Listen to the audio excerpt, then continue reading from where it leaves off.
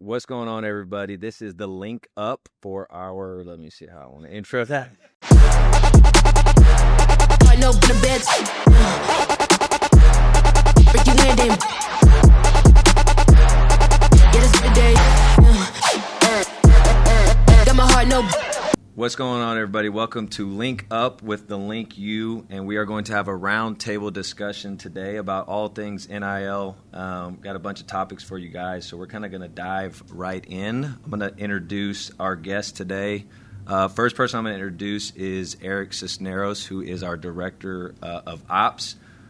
Quick note on Eric. Eric was a stud. He was the Vice President of the Wolf Entrepreneurship Program at the University of Houston, which, correct me if I'm wrong, Eric, but I think is the top entrepreneurship program in the country. Number one in the nation. Number one in the nation. Eric, tell everybody a little bit about yourself. Hello, everyone. My name is Eric Cisneros, grad at the University of Houston. Worked out a little bit at North Texas, sales rep out there. Spent some time out there and moved back to Houston, where right now I serve as Director of Operations, where I lead all of our external operations, revenue generation operations, and a lot of our contracting and day-to-day ops. So a little bit of everything. A little bit of everything. Eric does a little bit of everything. He's kind of the glue guy around here. Yeah. Next person I'm going to introduce is John Lee. John Lee is our Chief Product Officer, but John, say hello to the folks. Hey guys, John Lee here. Been in startups all my life, technology startups, and lucky to be here with this brand new industry, constantly evolving landscape, and happy to be here. Last person I'm going to introduce, actually funny story about this guy. Me and him were college roommates. Our freshman year, played together at Appalachian State. But Griffin Kinney is our director of our sales team. So Griff, tell everybody a little bit about yourself. How y'all doing? Happy to be here with the LinkU at this round table with these fine gentlemen. Met Landon freshman roommate, first person I saw on campus, and it's been a love story ever since.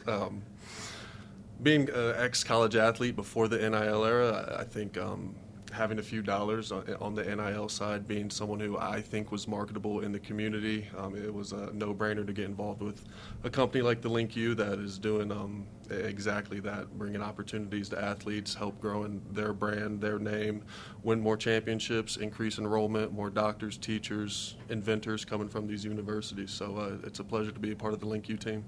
Appreciate it, Griff. And I'm Landon Gosling, Vice President of the LinkU.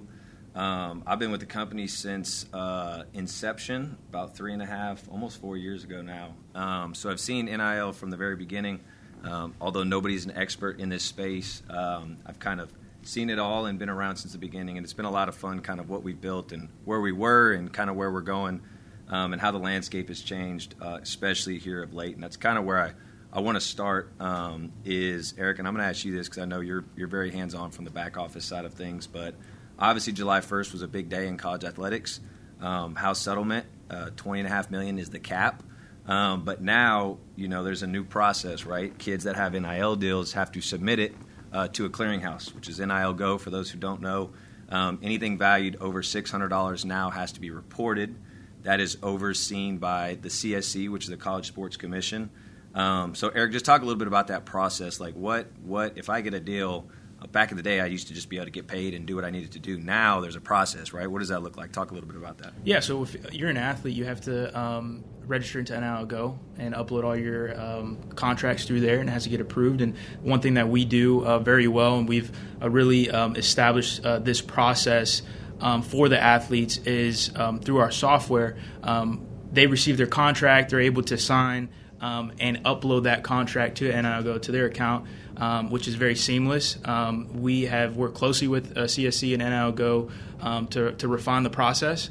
We walk through that process with the athlete and step by step. And so as soon as it's approved, we get notified on our end, and we're able to go in and execute that contract and get the athlete paid as fast as possible. So our product team has worked very hard on creating that process within our software so that So it's an added layer, right? And I would say that it has to be a fully signed contract. It has to be submitted, but it has to be approved, right? And I think when this process was first introduced, everyone, including us, have had difficulty dealing with CSC, right?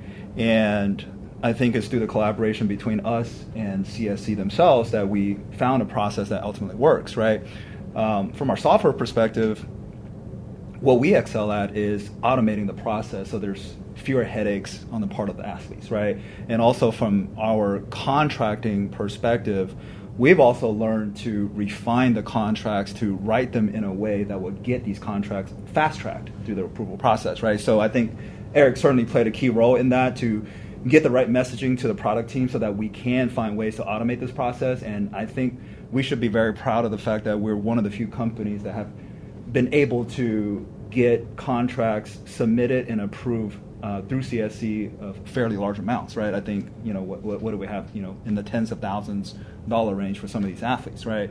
Which really, I think, gives us a heads up. Definitely. Yeah. And I think just a good point on that is the whole idea and concept of this process, right, was to kind of get back to what NIL was intended for, which are true marketing deals for student athletes to participate, to earn compensation, yes, but to have a fair market value, right? And so that range of compensation is a big deal now. And I think that's it's been interesting to kind of see how things have changed and opportunities that have been, it's public information that are not getting passed, right? And so, again, I think that the whole gist and concept of the NIL Go system was to get back to kind of the roots of what NIL was intended for. Griff, talk a little bit about that, of like what NIL was kind of intended for, what was happening, and what the CSC and NIL Go and NCAA are trying to kind of tame, so to speak. Absolutely.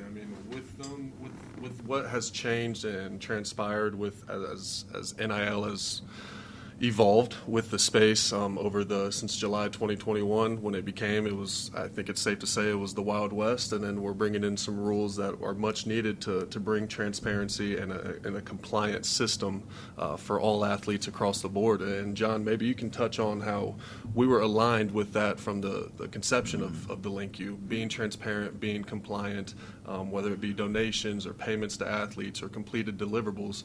You and your team built that groundwork to where when July 1 came and these new laws and rules came about, we already had the foundation to be able to work right into that. Plug and play, right? Yeah, thank you. I think CSC is a very important piece. I think, in some ways it's become very necessary to have them around, right? But from the inception, we're ready for an entity like them to be a part of the approval process, because before this, the compliance department was heavily involved, right? But let's face it, different compliance departments have, different, obstacles on their side as well, right?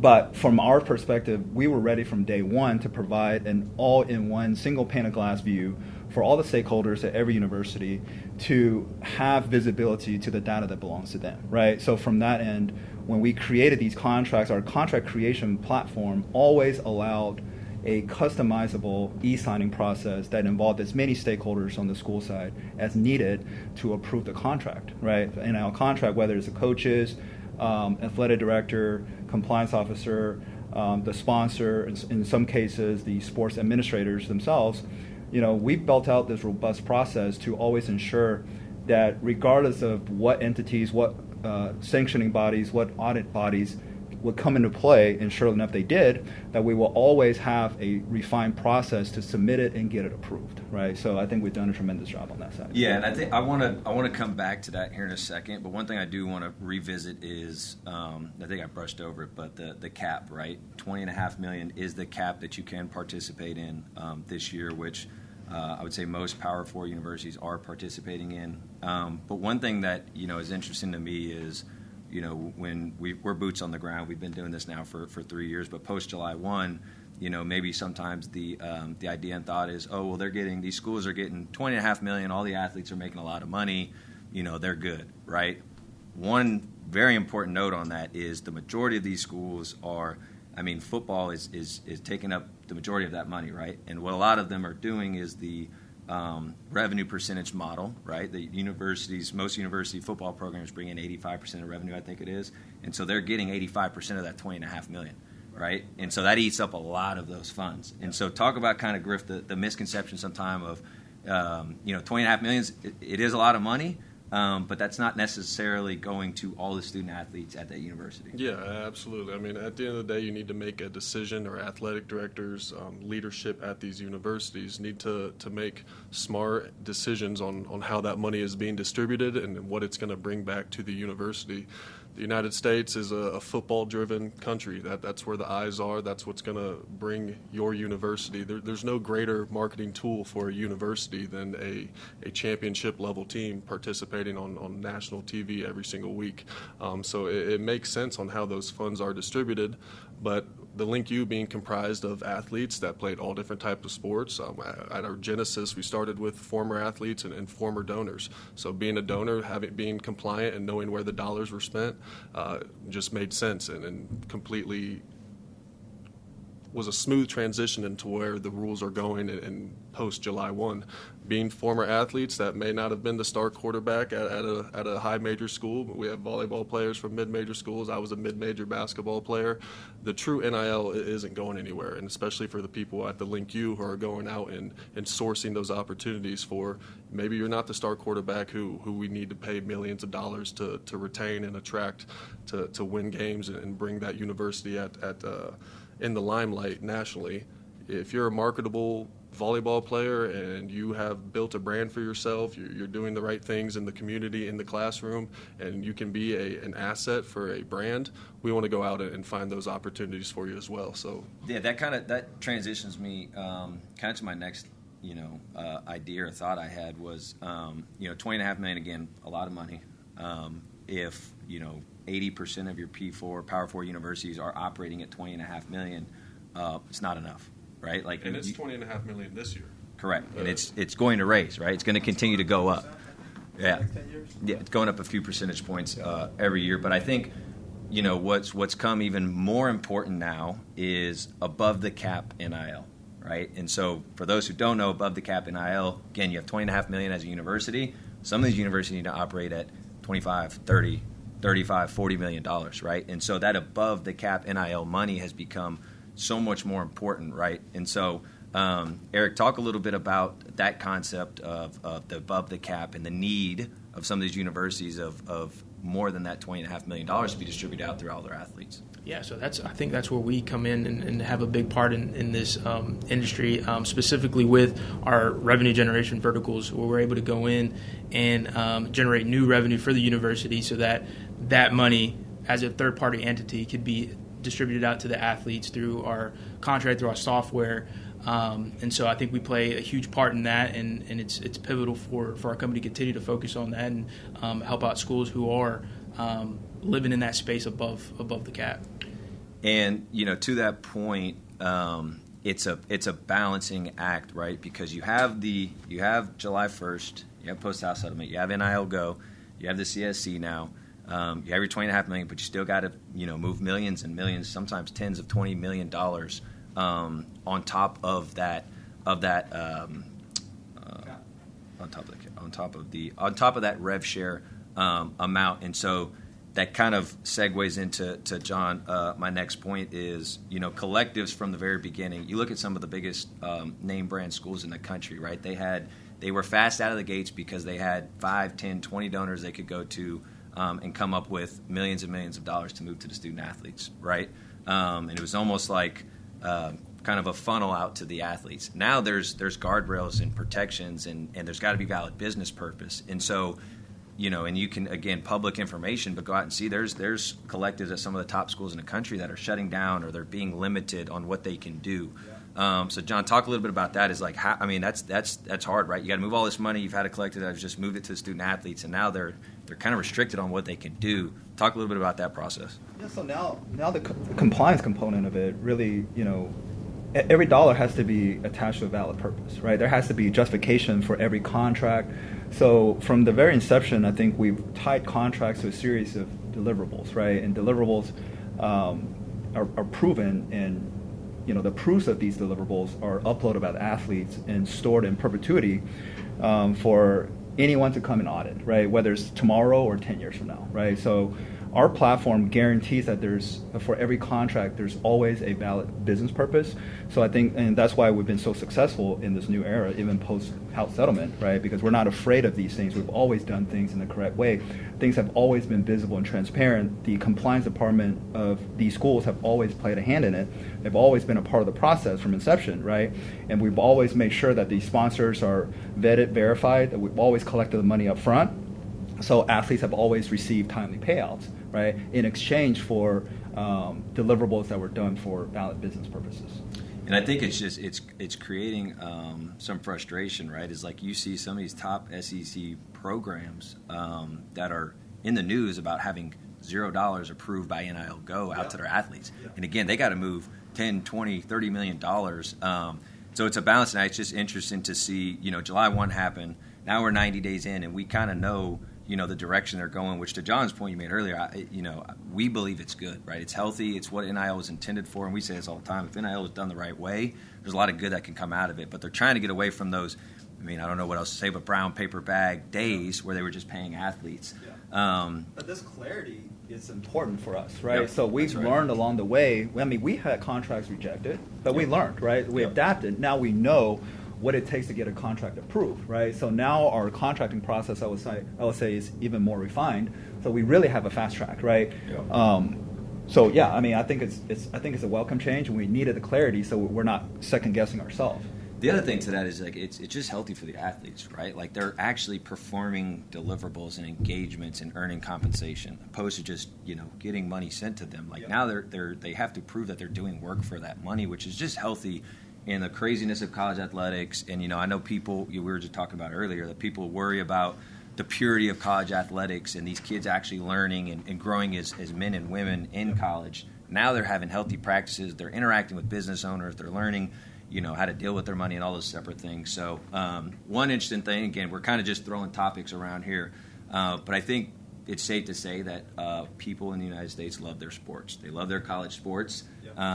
And it's evident, right? $20.5 million, you still got teams paying millions and millions of dollars. And so one, just thing that was in the news as of here recent was the Penn State coach, James Franklin, obviously getting let go. Yep. And that comes with a massive buyout, right? Penn State is a Big Ten school. $40 million or something. Yeah. And you couple that with rev share and above the cap, again, people care about their sports and they're going to find a way to do it, right? Griff, talk about that. That's crazy. I think that story in and of itself, in the time that it happened, to where each dollar is so important to go to an athlete to be able to retain or attract the best talent that you can.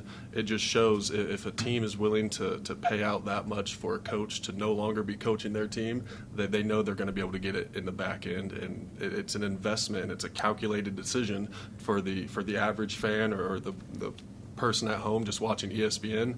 They may think that's ridiculous, that's unreal, it was a silly business decision, but I'm telling you, the people who are making those decisions are calculated and fully thought through what they were doing, knowing that the number one thing affecting their wins and losses is the athletes that are playing. It just shows that if a team and donors and supporters of that university are willing to make that move, knowing how much money that they need and continue to raise for athletes, it just shows on where this space is going and how people are willing to pay for it. What's interesting to me is, you read stuff online and it's like, well, I can't believe they do it. Where are they going to get that money? Where's that going to come from?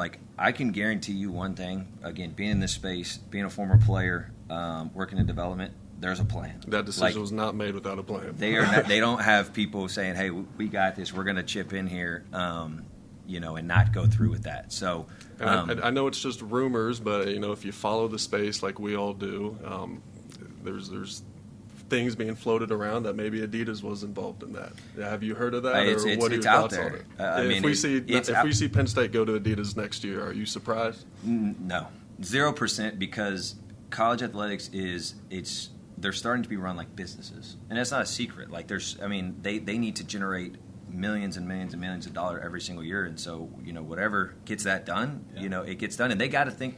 What's interesting is everybody's having to think outside the box, right? It's the traditional ways of raising money, operating programs, operating at there's real exhaustion at that level. Right? there's only the ways you've been doing it for year and year only going to take you so far. You have to think outside the box. So you have to look at things like that. Is it going to happen?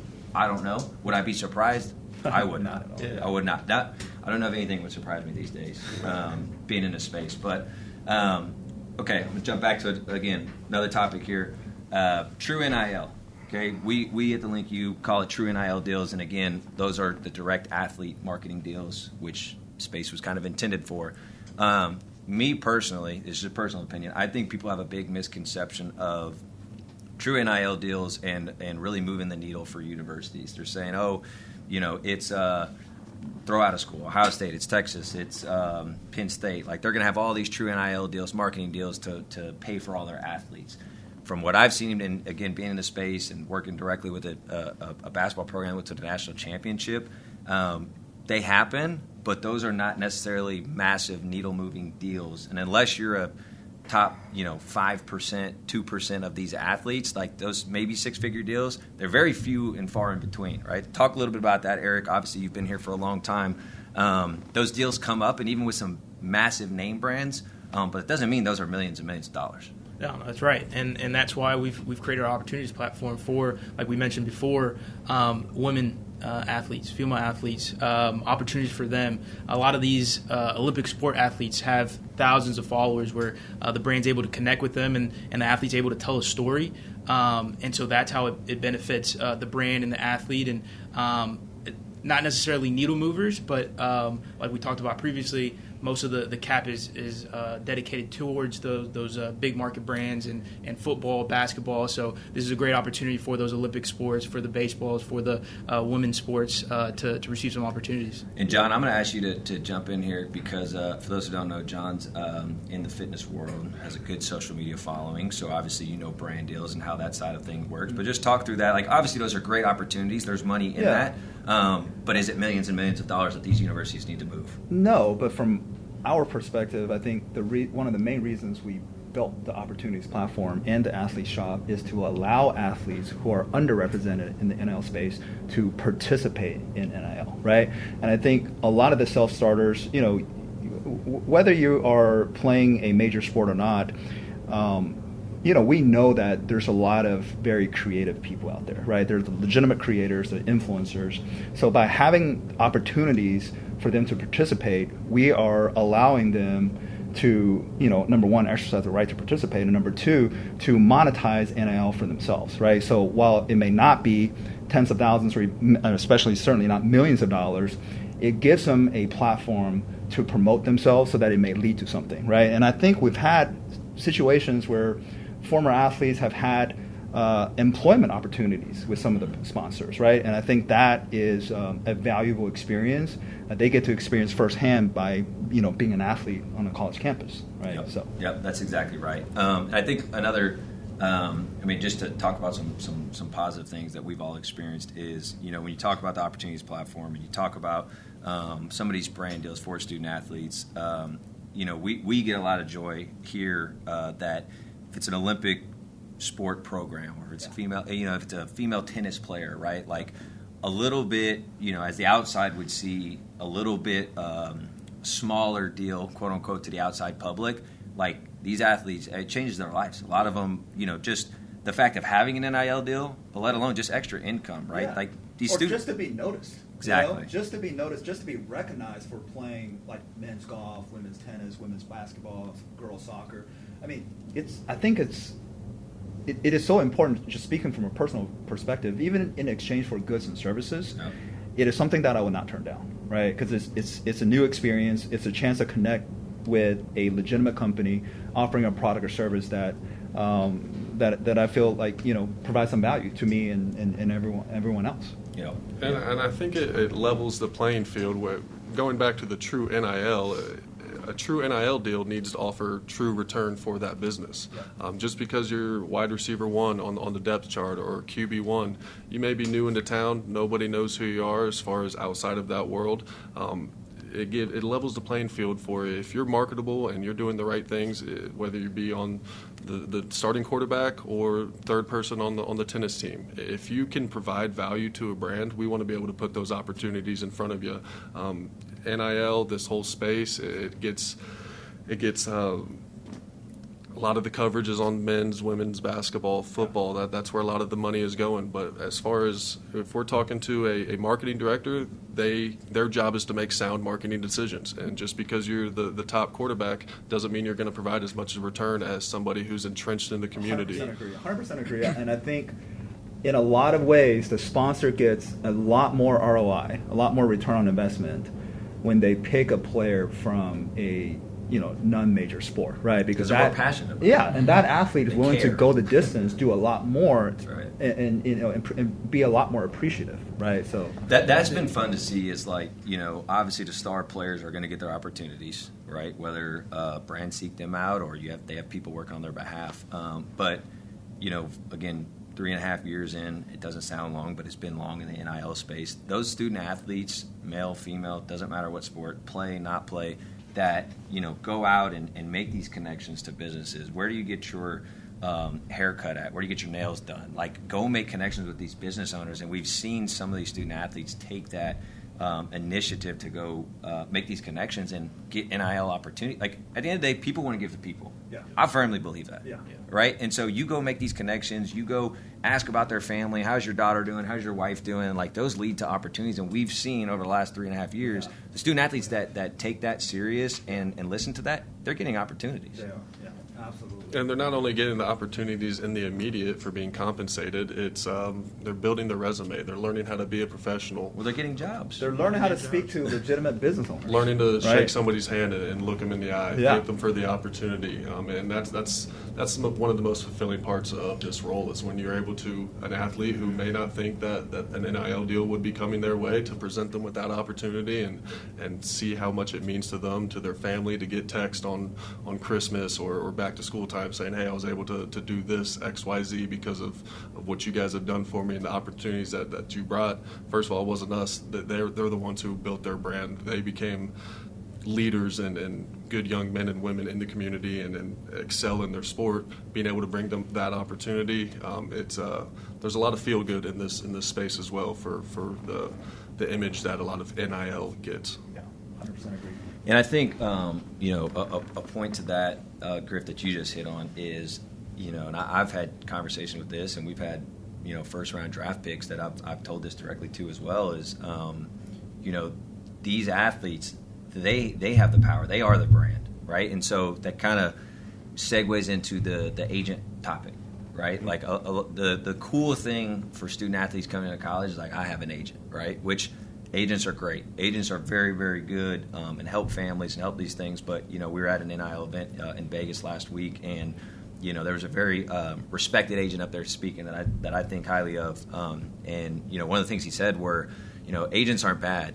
Bad agents are bad. Yeah. And I think we've all kind of, to some extent, dealt with some of those and, almost making the athlete feel like, you need them and they have the power. Like, at the end of the day, the athlete has the power. They put in the work. The agent works for the athlete. Correct. And so it's just interesting to see, we've dealt with some absolutely fantastic agents, great agents, and then we've also dealt with the other side. But it's just, when you're 17, 18 years old going into college and you have someone say, I'll be your agent and I'll represent you, that's hard, right? Yeah. For a lot of these Hard to kids. say no. It's hard to say no, but it's just been interesting to see kind of that whole side of things play out. And again, at the end of the day, the kids have the power. So,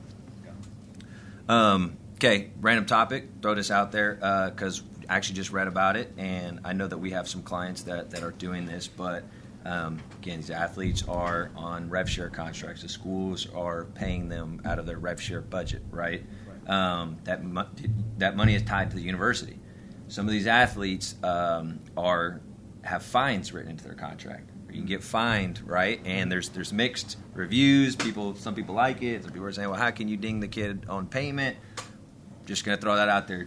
What's your thoughts on that? I'm a fan of it. You're being compensated to do things for that university.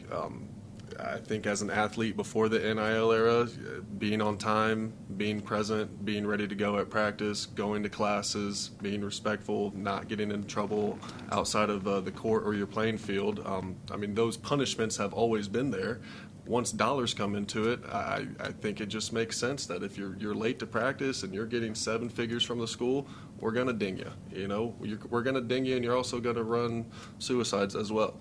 There's always been punishments, and part of athletics and why people gravitate to it so much, especially parents, is it's teaching these kids accountability. Now that there's dollars and major dollars being tied to it, to me it makes sense. I wouldn't be the one to be late anyways, and if it's affected my wallet, I definitely wasn't going to be late. So for me, it makes sense. I think it was just par for the course on what was coming with the landscape. John, what's your thoughts? Absolutely, that's a key word, accountability. You know, I mean, I have to believe that at the end of the day, everyone wants to feel like they earned the money, right? It's not a guaranteed contract. Nothing is guaranteed, like the roster spot, right? Everyone is being paid essentially on performance, right? So if there are incentives and punishments associated with the rev share contract, I think is par for the course, right? I think it's very important because you're trying to teach these athletes life lessons, right? When every dollar attached, there are repercussions for the lack of performance, the lack of attendance, whatever it might be, right? But I think these are valuable lessons, and I think absolutely it's a necessary ingredient of every contract, right? Yeah. It'd be interesting to see if that becomes kind of a standard across the board. I mean, I'm a fan of it. Well, and there's also the other side of it too, to where we're seeing incentives built into to these contracts. Right? I mean, we're seeing, both sides, right? Both sides are fair. We're seeing GPA requirements, so if you're above a certain GPA in a semester, you get maybe additional payments, and if you fall below a certain threshold, right? Yeah. So one interesting thing about NIL, and it's again a misconception. I think that's one of the main things is kind of debunking a lot of misconceptions about NIL, but. A lot of people see on ESPN or they see on the ticker, they see on Twitter, 6-figure deals, 7-figure deals, Powerade, Amazon, like they highlight the big NIL deals, right? I think a misconception is, companies, business owners, and people thinking, well, I'm not going to spend $100,000, I'm not going to do NIL, right? Like we as a company, we've been very fortunate. We've worked with Doritos, Powerade, ExxonMobil, Skims, but also. Our first ever NIL deal was a dog kennel business. Shout out to Pat Klein's. I'm forgetting the name of the company. But shout out to Pat Klein's. But a dog kennel business, right? And it was, I think, $7,000. And I vividly remember that changed that athletes started coming to tears, right? So talk about a little bit about, Griff, about, any money, any amount of money that you do have as a business owner, right? And you do want to support student athletes. You can make a difference, whether it's $1,000, obviously $1 million, but you can make a difference, Absolutely. Right? And I think one of the biggest misconceptions is it's just social media. It's a tough sell if you have 1,000 followers. You partner with the local chicken shop. They're giving you $1,000 for 2 tweets. You better. That's a lot of chicken that you got to sell off of 2 tweets. The LinkU is uniquely positioned to where we're going to put the groundwork in and use partnerships that we've had in the past that have been successful and come up with creative ideas to where it doesn't just need to be a social media post for X amount of dollars. There's a lot of public and positive PR that can come with the relationships. Some companies may think, oh, this student's following on social media may not be my demographic, okay, but if they're out volunteering and we put a video together and there's press releases and your name is tied into what this athlete was able to do, sponsored because of your company, that's one of the biggest misconceptions is that I don't need a social media post from an athlete. Well, you haven't explored what other options there are. These guys are stars in their area. Their followers they're not just followers from like little kids. These people actually want to know about these people and follow their journey. So being able to use their local and national stardom to do things more than just tweet, it doesn't need to be so black and white. There's a lot of creativity and lack of red tape to be able to do things to create an ROI for businesses. And I think that just kind of steers to, the LinkU just as a core, right? Yes, we're a business, for-profit business to make money, but a lot of us are former student athletes, and this is much deeper and greater than the dollar, right? Like we're in this to change the lives of young men and women, give them opportunities with companies, meet owners, you name it, financial literacy, which we have great partners in. But I just, I think there's a lot of athletes that just get caught up in the dollar itself, and even NIL representation companies, to be quite honest, that are caught up in the dollar when really this is about, furthering the student athlete. And we always say bridging the gap for when they're done playing and they enter the real world. which again I go back to it. But if NIL is done the right way and it's treated the right way, above board, through the system, valid business purpose, there's a lot of good things that can come out of it, and that's what gives us the most joy, is being able to tell these success stories of the student athletes and their growth, even over the past 3 years, seeing them come in as freshmen and now juniors and seniors, how much they've grown, and just being able to engage with people, right? I think that's a huge thing. Is student athletes are always so locked in on their craft. They're with their team members all day long, but have they really interacted with a business owner, right? Like now, John, like we're giving them an opportunity to do so, right? And what better opportunity? I think more than $1, it's about the experience. That's I right. think it's about the experience for both sides, right? As a business owner, sure. I mean, are you always going to get the ROI? Maybe, maybe not, right? But for you, it's a new experience. It's a new engagement. Just like hiring an intern, right? You are probably not going to get your ROI in what you pay the intern, but ultimately, it's your ability to pass on a valuable experience, helping that person learn something valuable that they're going to use later on in life, right? And for that athlete, it should be about so much more than the dollar, right? It's a real chance to meet a very successful, business owner, right? An opportunity to learn from, some of the best, and perhaps build a bridge to the future, because the vast majority of athletes are not going to become pros, right? So right. I think the experience cannot be understated. It should not be just married to a dollar sign, and that's why in our platform we have contracts for exchange of services and products, right? And so I think that should be, mentioned more. And Eric, I'm gonna ask you this because I know this is something that we're passionate about, and I tell our athletes this: like, not every deal is a good deal. Not all money is good money, right? To me and to us, it's very important that these student athletes they care about what they're doing, whether it's the brand. I mean, as simple as liking the product, right? Because we want those opportunities to follow them and to continue to build that relationship and to lead to more opportunities. So talk about the kind of the intimate process that we have. And again, sometimes we have to tell athletes, like, this is not a fit for you. Yes, there's money involved. We don't think this is good. It might be good short-term money and opportunity, but not long-term, right? Talk a little bit about that, the importance of that. Yeah, it goes back to the offerings we have for the athletes. I think we have the infrastructure built to help them with their brand and with their just brand identity. With Janelle helping out with our director of athlete development, being able to reach out to them, let them know what to say, what not to say, how to post, what to post. Is this a good opportunity? Is this not? Let me negotiate on your behalf. I think that goes a long way in these talks with these companies and navigating who they should partner with, who they shouldn't, and how they should go about that and build off of that and build their portfolio and continue to grow in this space. Yeah, and honestly, we have athlete profiles that we build, right? We have real-time tools that Janelle uses to build a profile to make sure that the business and the athlete are a match, right? And I think that's very important. One thing on that is, especially, I'm going to talk about the top, 2 to 5% athletes that are going to be professional athletes. I think it's even, in my opinion, I even think it's that much more important for those athletes that will be going on to the next level, or do have an opportunity to be very, very selective with the brands that you work with, because they will follow them forever. Because they will follow you. Yeah. Quick side note on that is, I'm not going to name the player, but first round draft pick to the NBA. We worked really hard and long with his family, which is a big thing. What we do, we work with the families, right? Mom, dad, uncle, whoever needs to be involved, on a brand that he was passionate about, that was located where he was from. And the whole time we're working through this and I'm talking to the company, it's, he's very passionate about this, but he wants this to follow, like he wants to build something with you guys long term. Yeah. And we did that deal. Kid got drafted in the first round. That company followed him, is still with him in his NBA journey.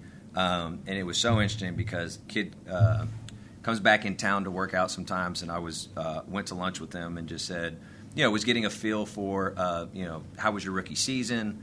Talk to me about like some of your marketing opportunities. How many marketing deals did you have? Again, this kid was a first round draft pick. He said, I have one marketing deal as a rookie in the NBA, and it was with that company that I had an NIL deal with at college.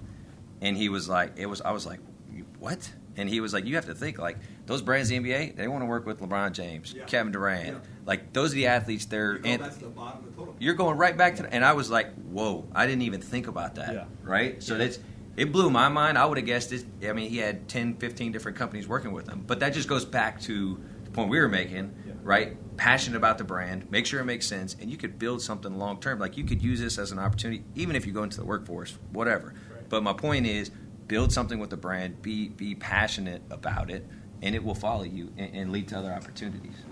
Amazing. Yeah. One thing that we didn't touch on, and I think it's very important, is that talking about athlete opportunities, we've done a tremendous amount of work in working with international athletes, being able to help them and coming up with a way to allow them to be able to receive the payments, right? And to participate. Yeah, so I think it's important. It's a lot more complicated, nuanced when it comes to international athletes because of different rules that apply to them, right? Whether it's RS or immigration. I'm glad you guys brought that up. Yeah. I'm going to kick it to ask Griff a question, is because Griff dealt with some international student athletes, and long story short, got connected with a brand from a hometown of a kid. But again, the NCAA rules, the kid has to be there in that country, right, to earn that opportunity. So talk about what you did with an athlete, and it's to have that opportunity. It's not even NCAA rules; it's their visas and U.S. immigration rules. Kind of going back to the core of what we do at TheLinkU, everything is compliant and above board. We had an athlete that had an opportunity to be compensated, but it's not something that we were going to risk their visa status or our reputation to cut a quick check while the kid's on U.S. soil. So after many conversations, a lot of research, it was conducive of us to get that kid outside of the United States. Just so happened, and you traveled with him. Just so happened to be a little boat ride to the Bahamas, a little 24-hour vacation, and everything was on board. We went through the immigration process, a port of entry.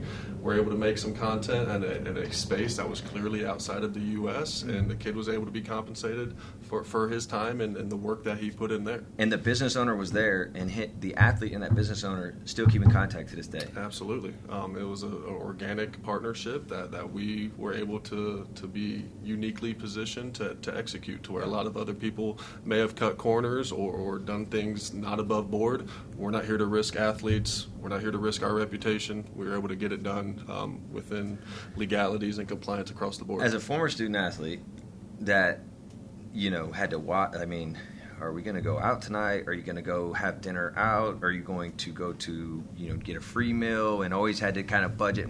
Would you have ever thought in a million years you would be traveling with a student athlete to the Bahamas to do an NIL deal to get paid a good amount of money? Never would have crossed my mind. And that I want to point on going back to misconceptions of NIL.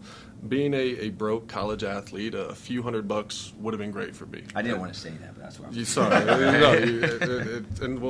To one of my other points, myself being a broke college athlete, a few $100 on top of, so where on the weekend I don't have to, if the cafeteria is closed, I can get something besides bologna and noodles. Being a high performance athlete doesn't mean that you have everything taken care of as far as taking care of your body to be able to perform at a high level. A big misconception that kind of grinds my gears on NIL is that these kids are going and getting Italian leathers and foreign sports cars with their dollars. Across the board, I think it's safe to say that these athletes' biggest expense is their families, and that's who a lot of them are taken care of. It's safe to say that a lot of high-level athletes come from financially unstable homes, especially in the revenue sports like football and basketball. So that's one thing that when people say, oh, the kids get an education, isn't that enough?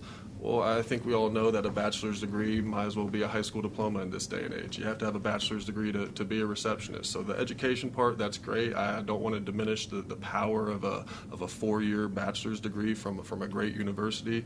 There's power in that. But these athletes, they're taking care of their little siblings. They're taking care of their mom and dad. So when people just give it that mark as if they're just going out and getting fancy bags or they're living high on the hog, it couldn't be more true, and we see that firsthand. So yeah, and I think obviously there's going to be student athletes. Less true. There's going to be student athletes that aren't responsible. It is what it is, right? They're going to go out and they're going to and not to say that those cases aren't there, right? We see the outliers, right? Those Correct. are. We look at every shiny object as if like that's the common thing, right? But exactly. from what Griffin's mentioned, a lot of these student athletes come with a lot more responsibilities than we will ever know, right?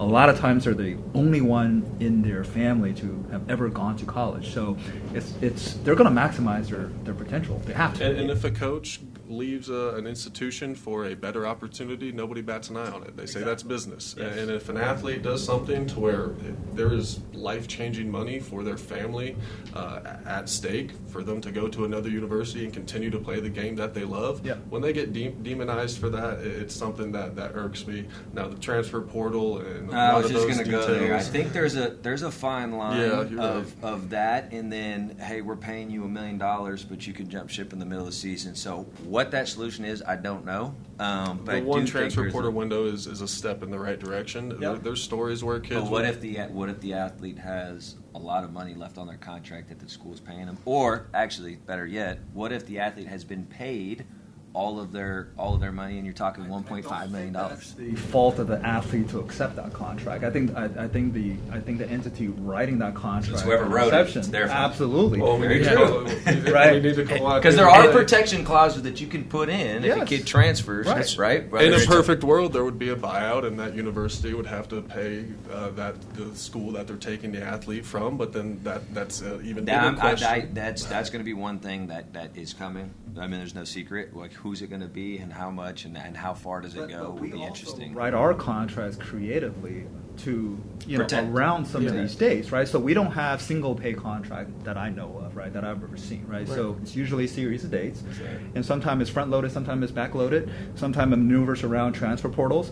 But that's our duty obligation, right? I don't think we should ever fault an athlete for going after a better opportunity, because us in that position will probably take this, make the same decision, right? So I think we can all agree that giving an athlete all their money up front is probably not the best. That's not a smart business. I'm just saying it's happened. It's happened. We've seen it. We've all read about it.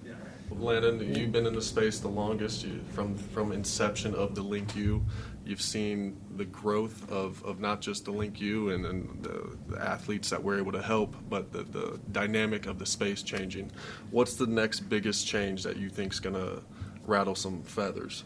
Well, I don't know if it's a change, but I think the one of the biggest hurdles coming, and it's coming pretty fast for a lot of institutions, prior to July 1, again, this is public information. What a lot of universities did was they front-loaded, right? So they front-loaded a lot of money before the House settlement hit. So technically for that school year, they had all those millions of dollars they spent out, and they had $20.5 million for rev share.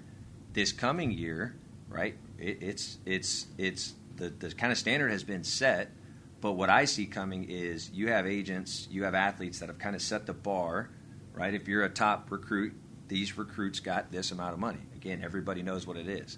How do you do that and not have that opportunity to front load a bunch of money? Again, it's got to go through NIL Go. It's got to go through CSC. And so how are you going to stay, if you paid $30 million this year, $20 million this year on your roster, how are you going to do that going forward when, again, these agents are not going to say, oh, I completely understand, we're going to take half the money because you guys are capped on what you can do.